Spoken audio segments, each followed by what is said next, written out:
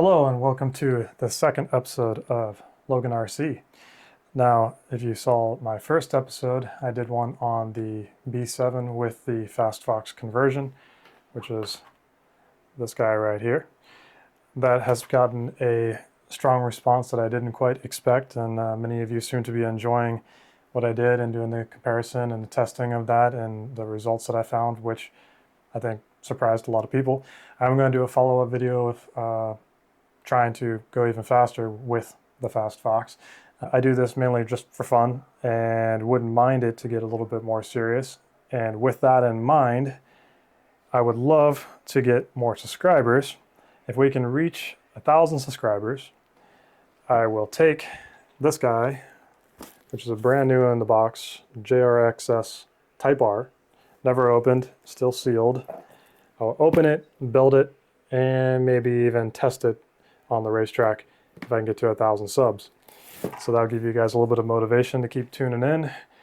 And if on-road isn't up your alley and you're a little more of a one-track kind of mind and only like off-road, for your off-road guys, I'll open up this brand new RC10 Masami edition and build it and race it. So either way, if you like on-road or off-road, I got something for you guys if once I hit 1,000 subs. So do me a favor, hit the like and subscribe button and the little bell for notification, and that will help me tremendously grow the channel and continue to do even more crazy RC videos. So next one up for today is this little guy. This is what is called a X25. There's a company called 4D Concepts. You may have heard of them. They are currently working on a Predator X10 replica. The Predator X10 was a famous car from the mid-90s to 2000s that had inboard suspension and a lot of cutting-edge technology that had never been seen before. They unfortunately had some fallbacks because at the time tracks were very rough and bumpy, and they were much closer to an on-road car or a touring car than an off-road machine to handle all the rough bumps. So they were much better suited for smooth tracks. Kind of came out a little too early compared to their time.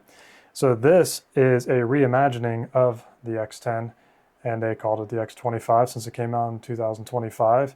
They did do a X22, which came out in 2022. The company used to be called 3D Concepts at that point, and then they made some improvements and kind of revisited the design of this and came out with the X25. They only made 30 of these, and I'm fortunate enough to have one.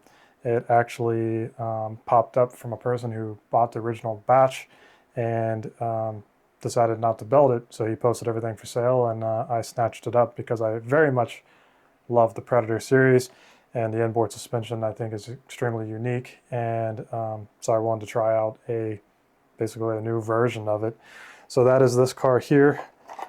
Now this is fully assembled. I'm going to show the state that I got it in, which was the full kit. It uses a donor car, the B74.2, and basically the only thing that it's using from the B74 is the center diff, the drive shafts, the outside hubs, some of the steering tie rods, but really that's about it. The whole chassis, the control arms, all the suspension pivots, all that is specifically made for this car.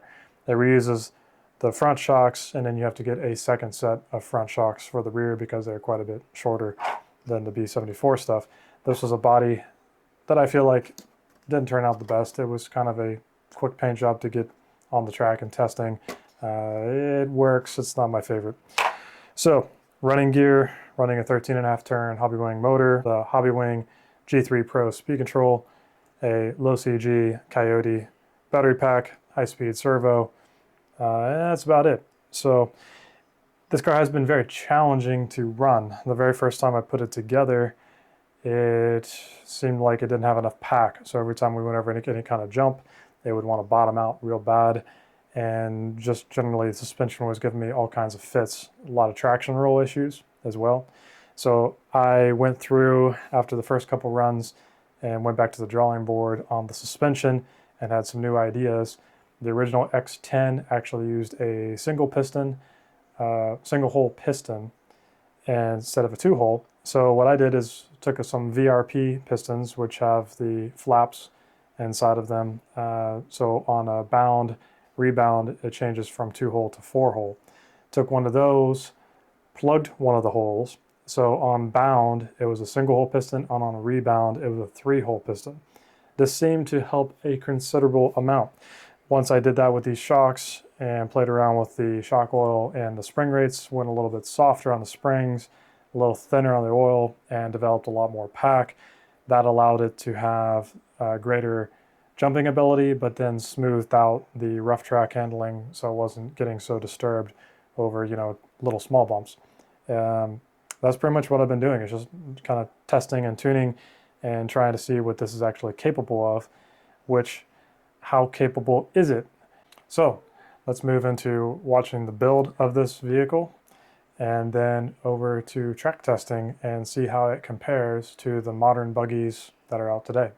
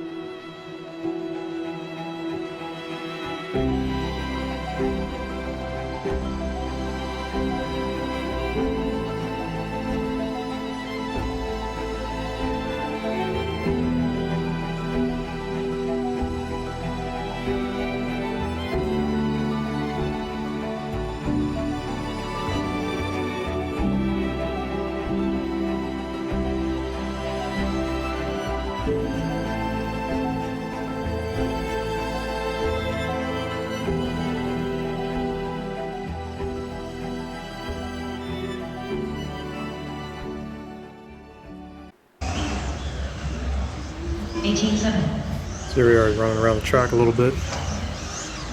This was my better session. Takes bumps really well. Look at all that straightaway speed. 15.9. Looks very flat on the handling. The issue is always traction rolling. You don't have to pull over for people now. You're allowed to block them.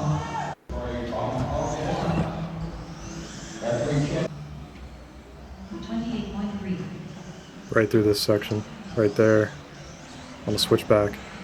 Those are the two big weaknesses of the car. huge straightaway speed. With turbo added, it felt more like a modified car.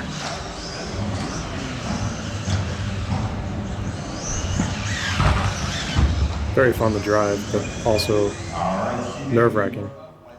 If I touched a single wall, it would break. And if I took the lines I wanted to take, it would roll over.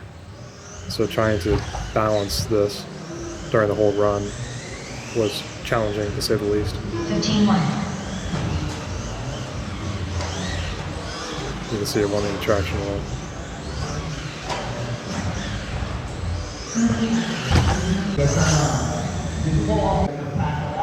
Because I am bumping the one. You will run in the next race as well. Yeah, traction roll. Keep going. We're going to podium all races. We'll do the C main, B main, A main, A main. I have to say, I got the jumps to handle pretty nice. I mean, it was really taking the jumps good with the VRP pistons. Really solved that issue that I had before.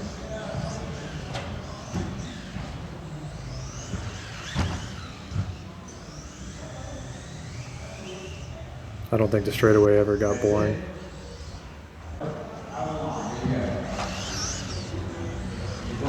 Looking pretty good through a lot of this.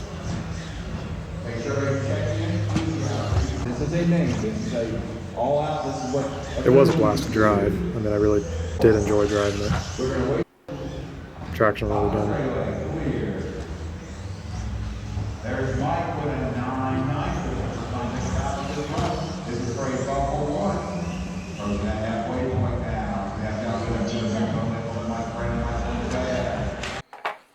So, final thoughts. After running this multiple times, you can see that even currently it is broken. It is quite the fragile car. All these parts are 3D printed and not the most durable. So I've already broken this more than 4 times. I've broken 2 front control arms, 2 rear control arms, and overall it's just kind of fragile. A couple hard hits and it will break. As far as raw speed goes, I hate to say it's not very fast. When comparing it to cars in its field, which this would be a 4-wheel drive, 13.5 turn buggy, I raced it back to back with my Schumacher L1R, and the L1R absolutely destroys it in lap time. Actually, my 2-wheel drive B7, before it was converted, destroys it. Keep in mind this is a different track than my B7, so these lap times aren't comparable to the last video.